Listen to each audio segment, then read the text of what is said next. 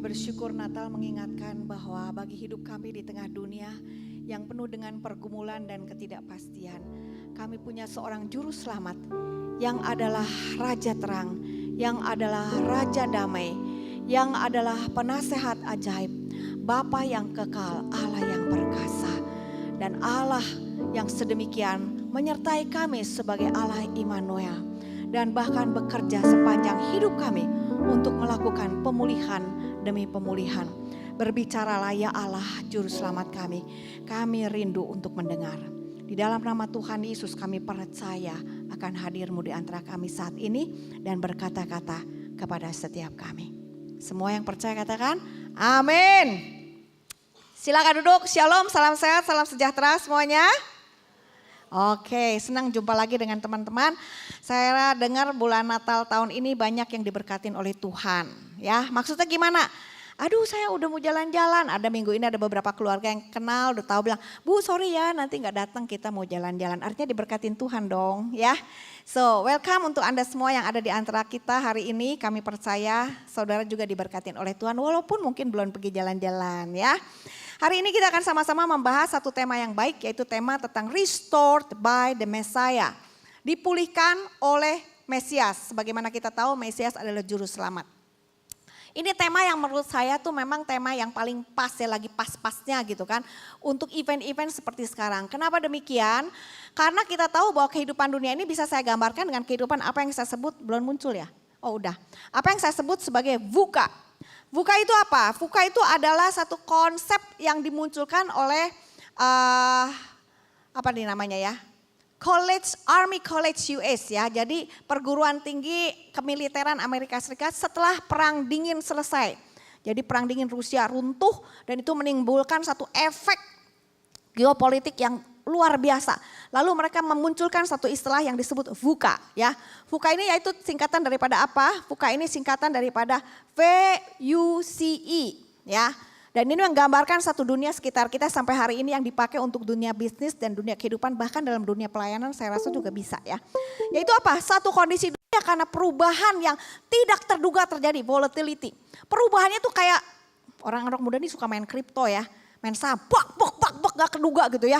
Kapan rubah, kapan naik, kapan turun, tiba-tiba naik, tiba-tiba turun. Nah volatility dalam situasi politik, sosial, ekonomi itu sangat mengganggu sekali. Lalu kemudian uncertainty. Karena ada perubahan yang tak terduga mengakibatkan ketidakpastian dalam segala hal. Cuaca yang berubah misalnya sekarang global warming, gak keduga. Jadi gak tahu kita tuh mesti pakai baju panas apa dingin gitu kan. Ini cuaca tiba-tiba. Jadi sangat sulit bukan kalau kita di mobil mesti bawa anaknya 3 gitu kan. Bawa baju berapa macam gitu kan. Karena nanti panas nanti dingin gak terduga supaya jangan sakit. Jadi satu perubahan lalu satu ketidakpastian lalu membuat hidup tuh menjadi kompleks, complexity. Dan karena itu semua keputusan yang harus dijalankan menjadi ambigu, menjadi tidak pasti. Mesti gimana hasilnya. Nah ini berkembang menjadi satu bagian yang dipakai untuk dunia bisnis dan kehidupan sehari-hari dalam orang. Kita masa pandemi kita sudah ngerti efek daripada VUCA. Karena misalnya terjadinya virus yang tiba-tiba merebak. Wah semuanya harus lockdown. Udah rencana mau pergi mau ini semuanya batal ya. Udah ada kebaktian ini gak jadi lagi batal. Yang udah mau buka kafe. Atau sepi gak jadi lagi ya. Jadi menimbulkan satu hidup yang sangat tidak nyaman. Bayangkan di dalam situasi hidup seperti ini bagaimana kita boleh mengalami apa yang namanya hidup dipulihkan oleh Tuhan. Hidup janji Tuhan itu ya dan amin, membawa perubahan, pengharapan bagi hidup kita. Rasanya sulit ya. Tapi kita mau belajar hari ini bahwa di dalam firman Tuhan meskipun kita hari ini mengalami situasi VUCA. Dan sebetulnya di Alkitab situasi keadaan ini tuh juga ada, cuman bahasanya enggak VUCA. Tapi kita lihat dari zaman sekarang itu ada. Kita lihat misalnya di Sefanya pasal yang ketiga, ayat yang ke-14 sampai dengan ayat yang ke-20 ya. Yang buka Alkitab, yang mau lihat di depan silakan yang matanya masih bagus ya. Bersorak-sorailah hai putri Sion, bertempik soraklah hai Israel. Bersukacitalah dan beria-rialah dengan segenap hati. Hai putri Yerusalem, Tuhan telah menyingkirkan hukuman yang jatuh atasmu, telah menebas binasa musuhmu. Raja Israel yakni Tuhan ada di antaramu. Engkau tidak akan takut kepada malapetaka lagi. Pada hari itu akan dikatakan kepada Yerusalem, janganlah takut hai Sion, janganlah tanganmu menjadi lemah lesu. Tuhan Allahmu ada di antaramu sebagai pahlawan yang memberi kemenangan. Dia bergirang karena engkau dengan sukacita.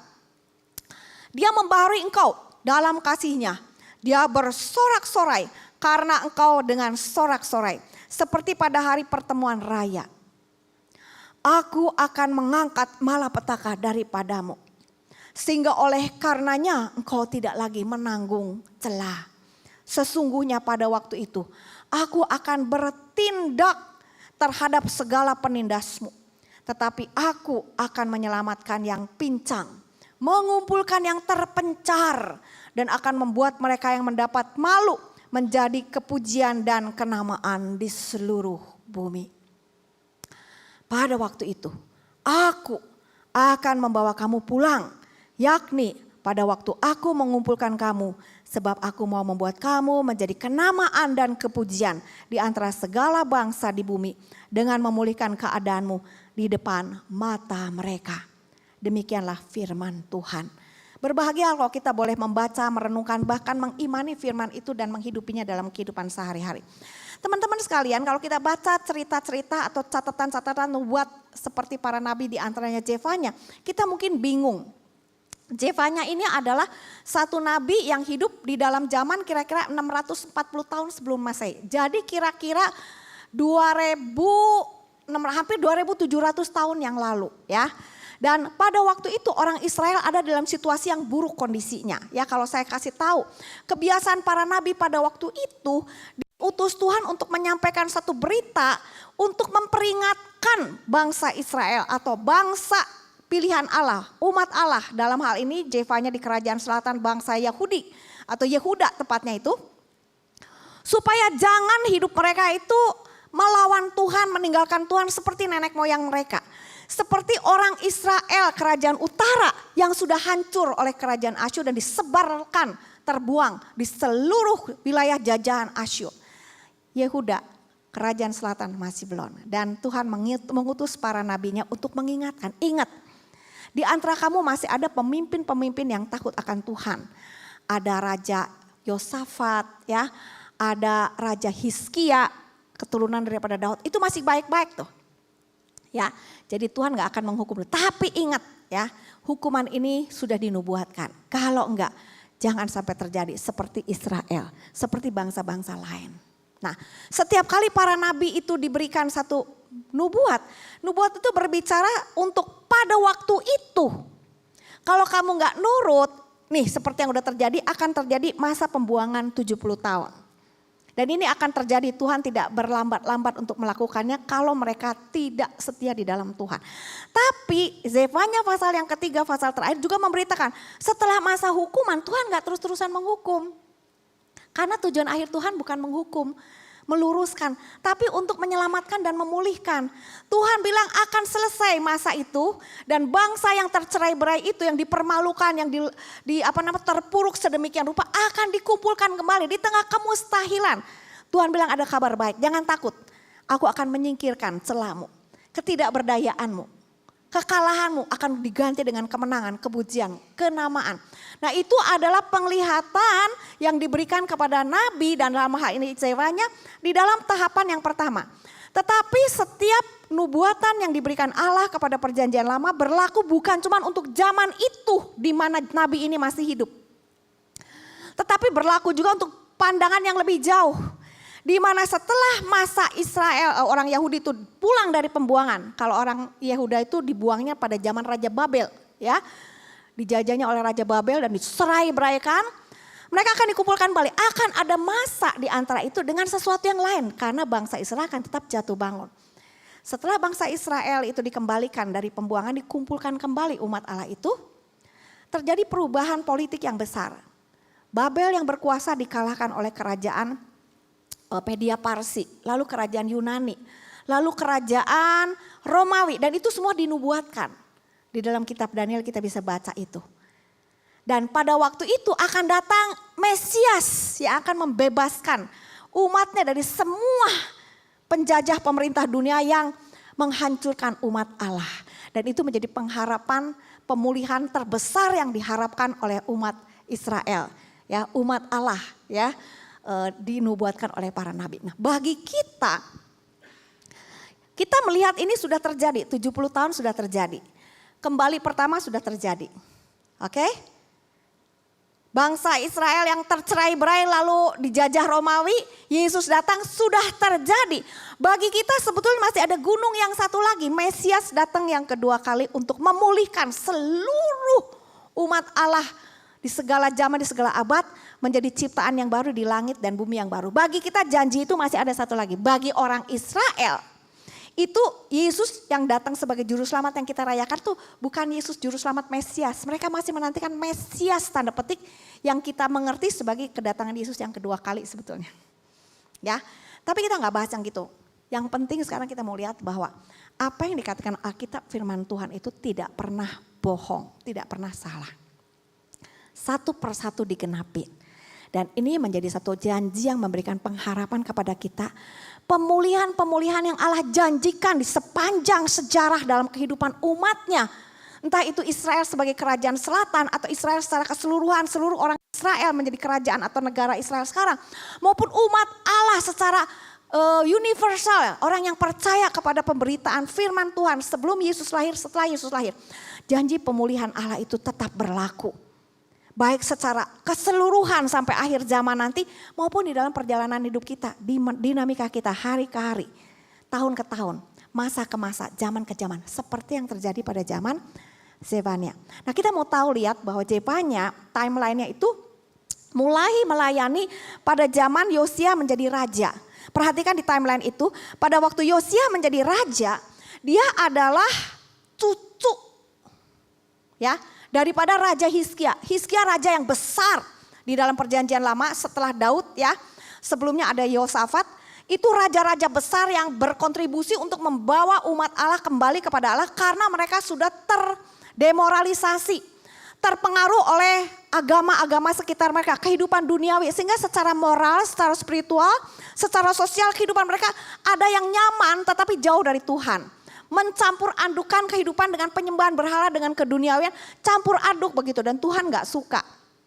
Dan pada zaman Yosafat terjadi pemulihan, dikembalikan lagi. Pada zaman Hizkia dilakukan lagi pemulihan. Tetapi bangsa Israel seperti Anda dan saya selalu jatuh bangun dalam dosa, kegagalan, kelemahan, ketidakberdayaan, godaan dunia, cobaan dunia, musibah. Pilihannya melenceng lagi. Gak tetap setia. Sehingga mereka selalu mengalami masa-masa sulit dari tekanan musuh. Dan setelah Hizkia, raja terbaik pada waktu itu, zaman itu, Hizkia mempunyai anak seorang bernama Manasye. Memerintah 55 tahun, Alkitab mencatat dia raja yang paling jahat. Karena membuat seluruh orang Israel, seluruh umat Allah berdosa meninggalkan Tuhan dengan penyembahan berhala. Dia menaruh persembahan-persembahan tiang-tiang Baal itu di dalam rumah Tuhan. Mengganti mesbah persembahan dengan mesbah buatan yang dilarang oleh Tuhan. Karena semua itu sebetulnya simbolik daripada pekerjaan penebusan Allah bagi manusia di dalam Yesus Kristus. Semuanya diganti dengan apa yang mereka lihat di dalam bangsa. Jadi Tuhan itu wah benar-benar udah muntap gitu ya kalau bahasa itu udah muak sekali dengan dosa mereka. Dan itu pada zaman Manasye. Sampai terjadi ditangkap dia gerek nih. Dibawa kayak sapi. Manasye itu baru bertobat dan dia menangis di dalam kitab Apokripa itu dia bertobat dan Tuhan mendengar doa orang yang bertobat sedosa sejahat Manasye sekalipun. Manasye dipulihkan dan bisa kembali dan mencoba mengembalikan kesalahan dia selama 55 tahun tapi enggak kuat. Pengaruhnya itu udah enggak kuat. Kenapa? Kerusakan sudah merajalela, meresap mendarah daging dalam kehidupan bangsa umat pilihan Allah. Sudah semuanya kacau balau. Jadi orang kalau hidupnya udah kacau balau, saudara apa aja bisa seperti zaman Sodom dan Gomora ya. Setelah Manasye, anaknya Amon juga merupakan raja yang jahat. Dia mengikuti jejak Manasye sebelum bertobat. Saudara, Yosia lahir dari zaman itu. Saya mau tanya sama teman-teman nih. Kalau Anda hidup katanya ya zaman sekarang ya. Kalau punya papa mama baik, mostly anaknya baik lah. Betul gak? Kalau anak kurang baik tuh mestinya papa mamanya kurang baik. Jadi ya anaknya kurang baik, contohnya tiap hari kurang baik sih. Manasye tidak baik, bapak kakeknya. 55 tahun baru baik belakangan ya. Kakeknya. Papanya Amon enggak baik juga. Saya mau tanya, Cenglinya si Yosia ini mestinya jadi raja yang baik, raja yang enggak baik? Enggak baik. Enggak benar. Inilah kemurahan Tuhan, keajaiban Tuhan. Pemulihan daripada Allah selalu bekerja dengan cara yang melampaui apa yang kita pikirkan dan kita doakan. Betul? Yosia gitu kan, Ming gitu kan. Raja kecil, waktu dia dilantik itu umurnya baru 8 tahun. Can you imagine our son, anak kita umur 8 tuh bisa apa? Apalagi anak zaman sekarang, kacida pisan manjana 8 bisa nanaon gitu kan, belum bisa apa-apa. Ya enggak? Tapi dia umur 8 sudah disiapkan untuk menjadi pemimpin. Bayangkan kalau ada sisa-sisa umat Allah di situ. Beberapa gelintir orang yang punya pengharapan terjadi pemulihan daripada Allah. Mungkinkah mengharapkan pemulihan terjadi dari seorang raja yang masih kecil di tengah lingkungan yang sudah begitu bobrok, rusak secara moral, secara sosial, secara spiritual. Tekanan musuh politik itu terus memborbardir dari Syria, dari Mesir Selatan. Syria udah hampir hancur, Babel muncul. Ya, itu akhir zaman pemerintahan Hizkia tuh Babel udah mulai menguat itu. Bagaimana seorang raja yang masih kecil bisa memimpin bangsanya untuk kembali kuat dan jaya? Almost impossible. Betul nggak? Nggak mungkin. Kalau kita mah, wah empire dagang, mak engkong warisan udah bangkrut. Bisnisnya udah bisnis musim mau matahari terbenam. Ini sekarang si cucu lahir nih, bisa apa? Buat sekolah juga duitnya udah belum tentu. Dulu mah sekolah, engkong sekolah ke luar negeri ya. Si papi sekolah masih bisa lah ke Asia Tenggara gitu kan. Ini sekarang si Oeh ini bisa kagak nih duitan morat-morit gini. Udah gak ada harapan pemulihan terjadi. Tapi kita melihat apa yang dijanjikan Sevanya. Kalau sekarang kita look back, Tuhan melakukan pemulihan bahkan lewat seorang anak kecil bernama Josia. Di tengah keadaan negara yang begitu kritis berusia 8 tahun. Dia melakukan restorasi, reformasi besar-besaran. Di mana entah siapa yang pernah membimbing dia walaupun kakeknya, papanya nggak benar. Mungkin ibunya, mungkin ada imam. Karena kalau anak raja biasa tidak selalu dibesarkan oleh keluarganya secara langsung. Oleh pejabat-pejabat lain. Ada yang takut akan Tuhan dan menaruh kebenaran Allah sejak kecil di dalam hidupnya. Seperti Raja Joas yang umur 6 menjadi raja. Yang dibesarkan oleh Josebat, dirawat oleh Josebat dan Imam Yoyada. Selama hidup Imam Yoyada, Joas menjadi raja yang takut akan Tuhan. Juga membawa banyak perubahan positif. Josia bisa jadi tidak disebutkan punya orang-orang yang berperan dalam hidupnya. Dan orang-orang yang menyediakan dirinya berperan, memperlengkapi Josia memiliki hati dan iman untuk bertaut kepada Allah. Dia melakukan satu reformasi, restorasi besar-besaran. Semua tiang-tiang berhala, mesbah-mesbah yang menodai kekudusan bait Allah itu disingkirkan, dihancurkan, ditumbuk. Imam-imam pelayan, biasanya disebut pelacur-pelacur bakti. Penyembahan berhala itu harus ada pelacur perempuan, pelacur laki-laki yang kalau menyembah Tuhan dicampur dengan hubungan seksual yang menjijikan. Itu dibinasakan, dinajiskan mesbah-mesbah mereka dengan tulang-tulang belulang orang-orang yang sudah mati supaya benar-benar sudah tidak bisa dipakai lagi untuk dipakai untuk penyembahan kepada tanda petik ilah-ilah mereka. Dan memperbaharui di bait Allah yang rusak dibenerin. Dan ketika perbaikan itu, di mana para imam, orang Lewi dipanggil untuk kembali, jangan tercerai-berai, untuk membangun kembali bait Allah, membangun kembali umat Allah, mengajar kembali firman Tuhan kepada umat Allah. Pada waktu itu mereka menemukan gulungan kitab suci di bait Allah yang sudah berdebu, udah gak tahu ketumpuk-tumpuk sama banyak barang-barang yang sudah gak kepake, yang sekarang mulai dibersihkan. Dan ketika dibaca, mereka gemetar. Betapa nabi-nabi sebelumnya sudah bernubuat tentang malapetaka besar yang akan terjadi kalau umat Allah tidak segera bertobat. Mereka membawa kitab suci ini, gulungan, duluan yang bentuk gak kayak buku, gulungan. Kepada Raja Yosia yang berusia belasan tahun, sudah belasan tahun. Dan waktu dibacakan kepada raja, raja merobek jubahnya, tanda berduka cita, bertobat, minta kemurahan Tuhan supaya jangan dijatuhi hukuman. Dan itulah Zefanya menubuatkan, Tuhan tidak akan menghukum. Tuhan akan memberikan satu pengharapan pemulihan bagi mereka. Dan Josia kemudian mengadakan satu restorasi reformasi rohani, membawa seluruh umat pada zaman itu. Membawa seluruh kerajaannya kembali kepada Tuhan dengan membacakan firman Tuhan. Dan menyelenggarakan Paskah yang sudah puluhan ratusan tahun tidak pernah diselenggarakan. Waktu Hizkia diselenggarakan tapi gak pernah sebesar zaman Raja Yosia. Dirayakan dengan begitu besar mengingat pekerjaan Allah yang membawa bangsa Israel keluar dari Mesir menjadi bangsa yang besar.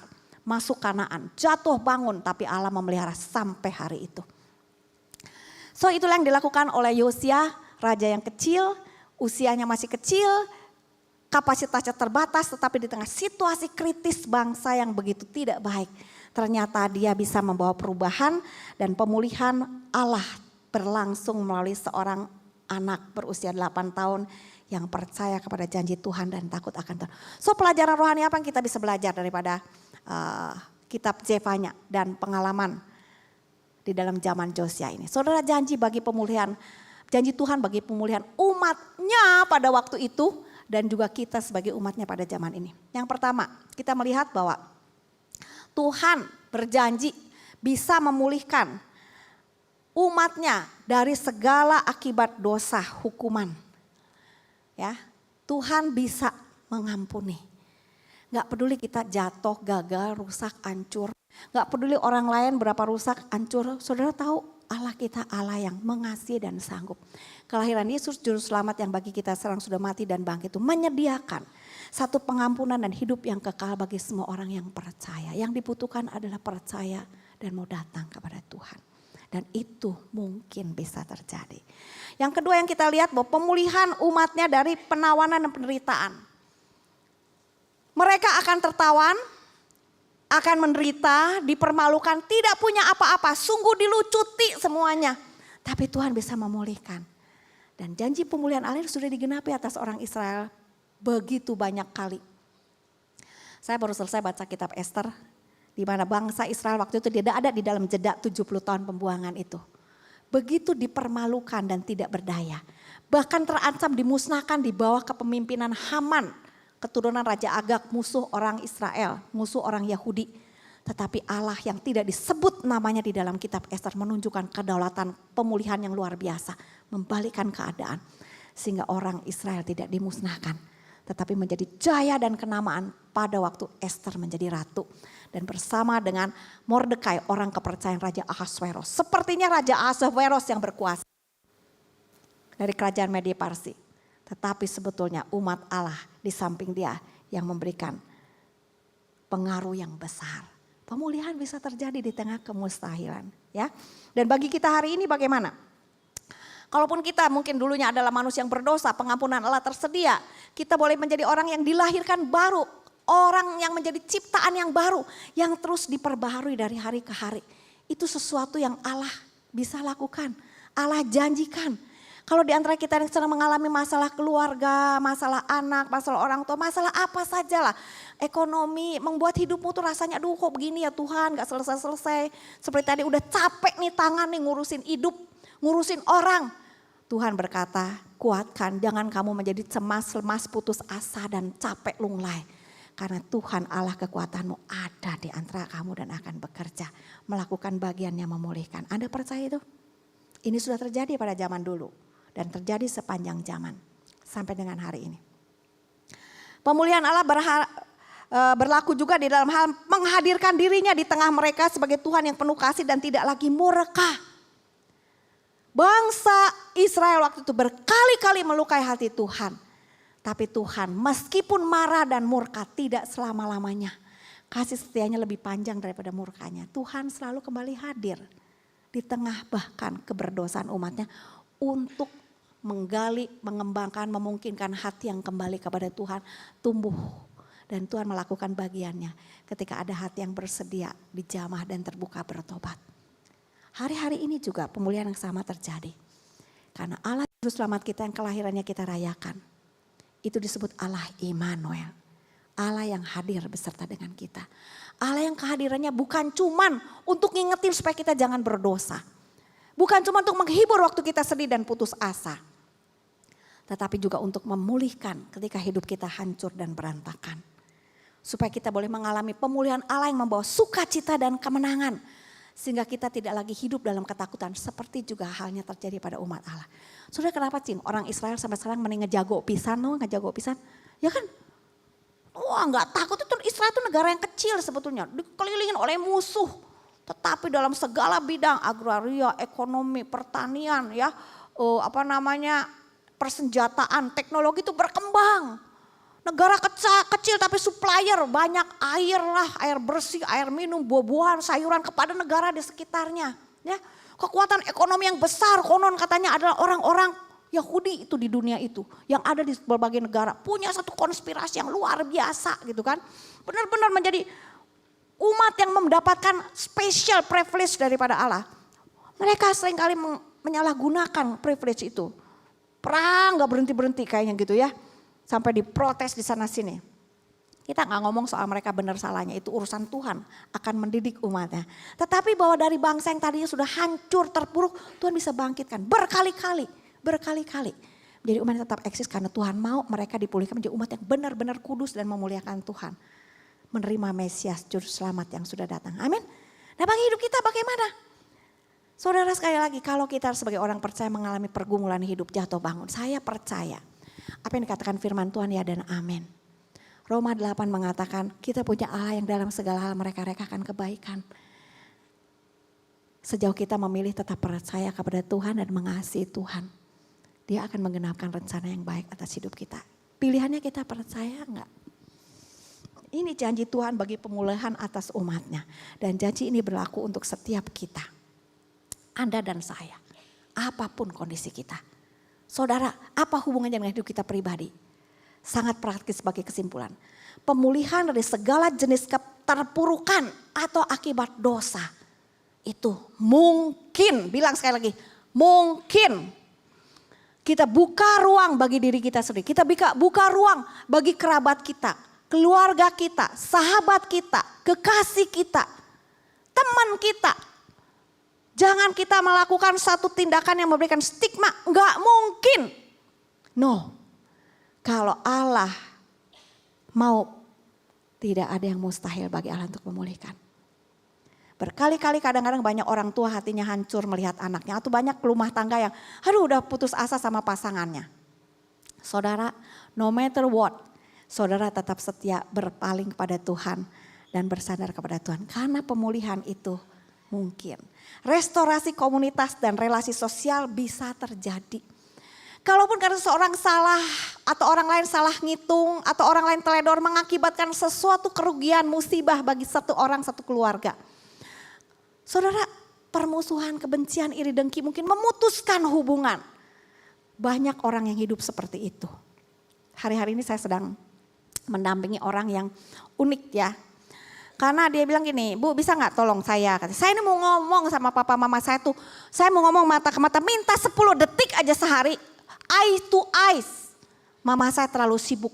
Kerja, pelayanan sibuk, gak bisa diem katanya. Mama saya, papa saya tuh OCD katanya. Obsessive Compulsive Disorder katanya.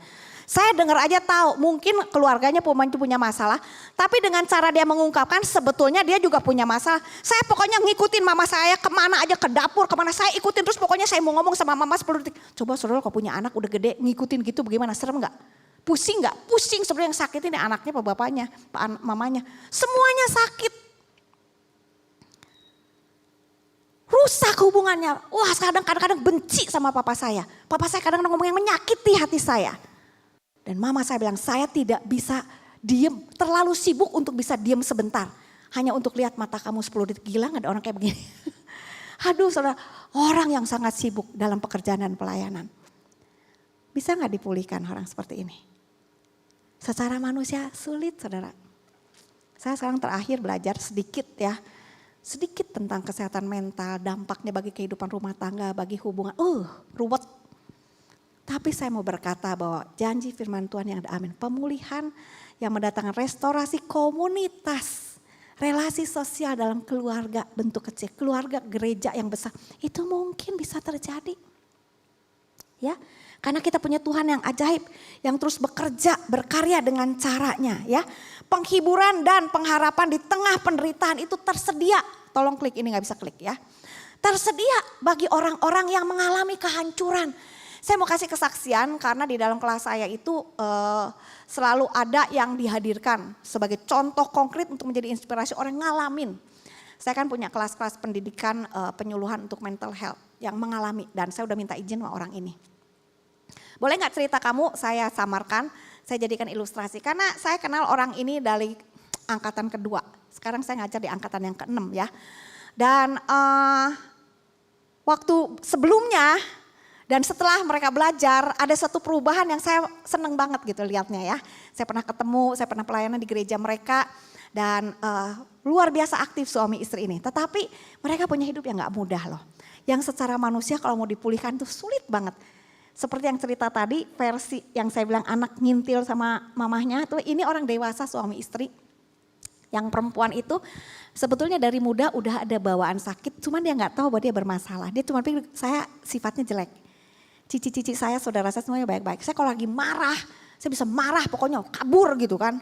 Wah gak peduli gitu kan. Kalau lagi marah, wah katanya sih. Sehingga orang bilang aduh ini orang menyeramkan, jangan deket-deket sama dia. Toksik banget gitu kan. Nah dia pacaran dengan waktu itu pacarnya, sekarang udah jadi suaminya menikah udah hampir 20-an tahun ya. Pacarnya juga bilang dia wanita yang baik. Sekolah, pintar, cerdas, senang bergaul, talented banget. Tapi sifatnya minta ampun jeleknya. Kalau lagi berpacaran tuh, orang namanya pacaran berantem ya. Marah, naik motor dia bisa loncat dari motornya, kabur aja gitu gak mau tahu gitu loh. Duh ini gak cari mati dah gitu kan. Kalau marah bisa begitu loh. Dia bilang ini sifatnya jelek. Anehnya sifat jelek masih mau dikawin juga ya. Dan menikah bahagia juga gitu kan. Punya anak lagi 2 ya. Anaknya udah besar. Wah kalau lagi marah tuh kadang-kadang kata-katanya bisa nyakitin orang serumah. Dan mereka berpikir what's wrong? Kalau Anda jadi suaminya mikirnya mau terus apa mau cerai saja? Mereka gak tahu bahwa ini bukan masalah sifat, bukan masalah pola asuh. Sakit istrinya setelah ke dokter 15 tahun menikah. Baru rasanya gue mesti ke dokter bipolar. Lalu berobat, diterapi, minum obat. Dan dia bilang setelah minum obat rutin masalah itu ada. Kalau lagi maniak dia bilang dia bisa beli sepatu 12 set. Beli baju, belanja gila-gilaan. Sampai suaminya sudah pusing. Aduh mesti bayar kartu kredit bagaimana ini katanya. Out of control pokoknya mah. Kalau lagi mau gak bisa dilawan. Dia bisa cari duit sendiri sih. Setelah ke dokter, belanja, di konseling. Maka sang istri ini berkata, saya mau sembuh, saya mau pulih untuk rumah tangga saya, untuk anak. Dia minta maaf sama anak-anaknya, dia jelasin, mama sakit. Mama ada yang namanya bipolar, sekarang minum obat. Maafin mama pernah mengatakan gini. Kalau sampai sesuatu saya udah minum obat, saya belajar terapi juga untuk menguasai diri. Tapi kalau gak bisa kamu kasih ruang, maaf buat mama. Anaknya ngerti loh. Kalau mamanya lagi depresi gak kepingin apa-apa, lagi sensi. Gak ada yang maksa. Anak-anak cari papanya kalau mau sekolah, kalau minta ini sama papanya. Papanya juga ngerti, mama istirahat dulu aja. Nah sekarang lagi kemarin kesaksian saya juga lagi depresi juga nih. Tapi karena minum obat meskipun depresinya ada. Tetapi saya masih bisa memaksa diri untuk melakukan fungsi dan tanggung jawab saya. Bagaimana kamu bisa pulih? Saya belajar. Dalam hal keuangan, saya tahu kalau saya lagi dikuasai maniak, itu satu penyakit yang mengontrol orang bukan sifatnya, adatnya gak bisa melakukan firman Tuhan. Memang kontrol otaknya ada masalah di limbic system dia. Dia bilang, maka sejak kami berobat dan sejak kami tanda petik bertobat juga ya, minta tolong kepada Tuhan.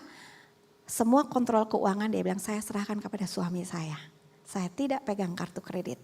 Saya tidak punya akses kepada keuangan keluarga. Saya hanya pakai uang yang ditetapkan oleh suami saya dan saya bersedia.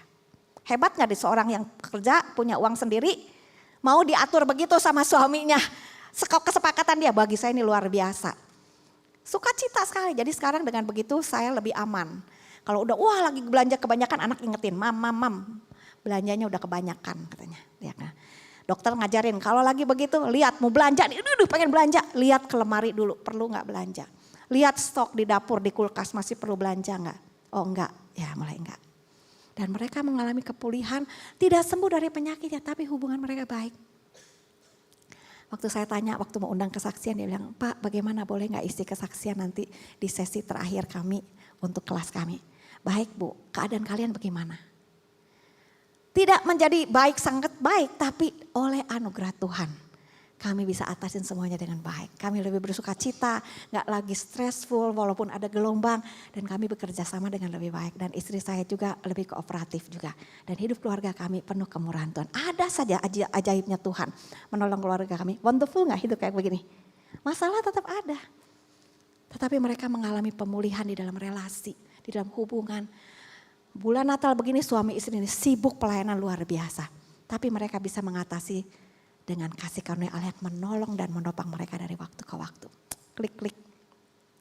So teman sekalian, bagaimana dengan kita? Bagaimana kita bisa mengalami pemulihan demi pemulihan seperti yang dikatakan dinubuatkan dalam Alkitab oleh Nabi Zefanya. Kita bisa. Pertanyaannya adalah, panggilan membangun kehidupan berintegritas akan Allah berikan kepada Anda untuk dipulihkan.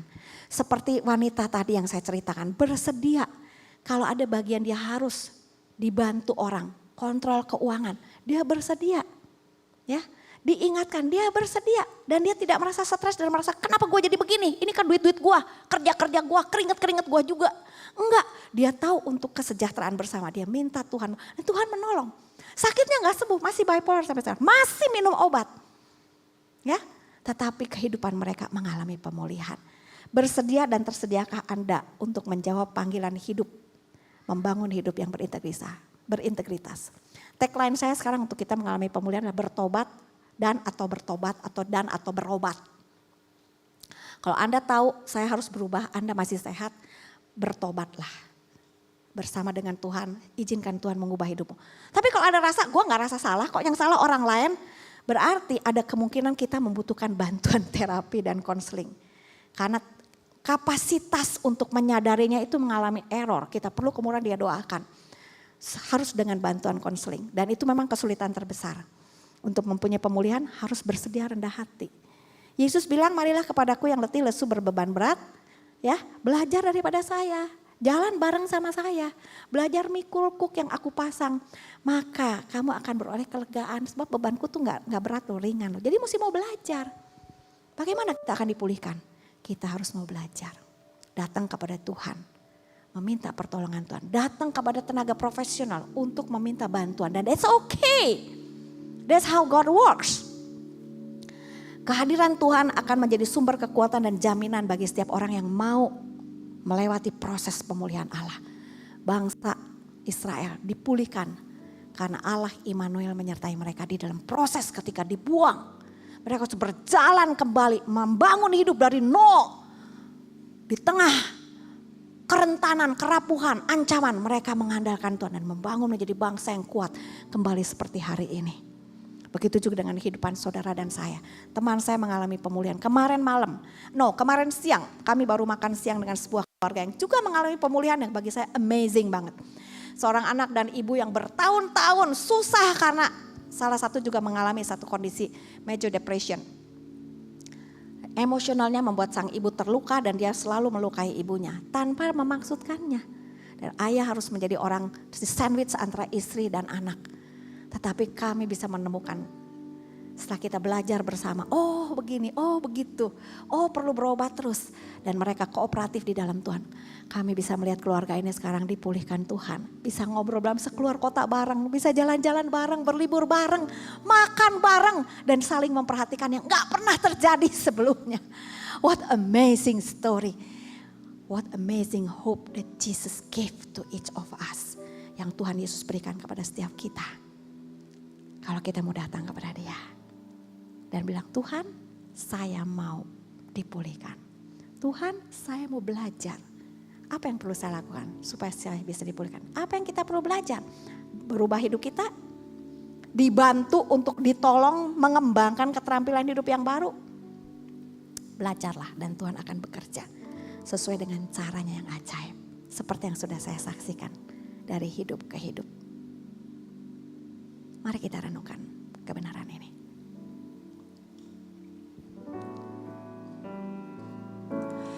Dan ku akan memuji nama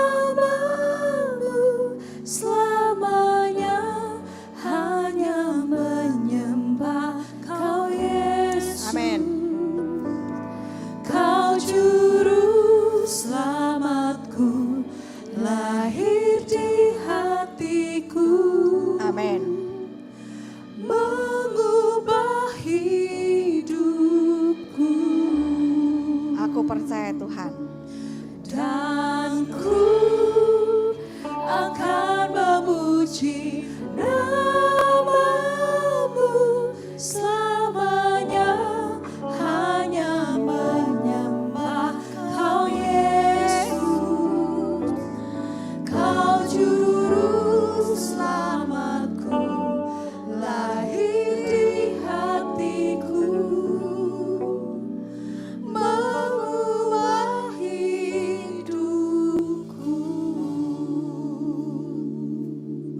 Kau juru selamatku, Amin. lahir di hatiku, Terpujilah namamu.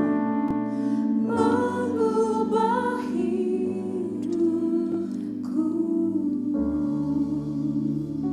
Lifters, jemaat yang dikasih oleh Tuhan, pemulihan Allah yang dijanjikannya mungkin terjadi, bisa kau alami sejauh engkau mengakui dan mengundang Yesus lahir di hatimu, memberikan kepada Dia hak untuk mengubah hidupmu, dan engkau membuka diri untuk bersedia diubah oleh Tuhan. Engkau membawa hidupmu untuk bersedia dibentuk oleh Tuhan. Kalau Tuhan memimpin engkau, perlu bantuan orang ketiga profesional untuk mendampingi engkau, mengembangkan keterampilan hidup yang perlu demi pemulihan terjadi dalam hidupmu, keluargamu. Tuhan akan mendampingi engkau dalam segala situasi dan keadaan, sehingga pemulihan Allah terjadi seorang demi seorang, sekeluarga demi sekeluarga, seperti yang sudah Tuhan lakukan atas umatnya Israel. Seperti yang Dia lakukan dalam kehidupan beberapa teman saya hari-hari ini. Seperti yang Dia sedang lakukan dalam kehidupan kami, keluarga. Dia juga akan lakukan dalam hidup Anda. Tuhan, kami bersyukur Engkau Allah yang bekerja dalam hidup kami. Bekerjalah untuk membuat kami kondusif, mengizinkan Engkau lahir dalam hidup kami. Hancurkan kekerasan hati kami. Hancurkan kesombongan kami. Berikan keterbukaan untuk belajar. Sedemikian sehingga kami bisa menjadi orang yang terus diperbaharui dan dipulihkan oleh Tuhan. Dan melihat sukacita kemenangan terjadi dalam hidup kami. Dalam nama Tuhan Yesus kami mau bersyukur.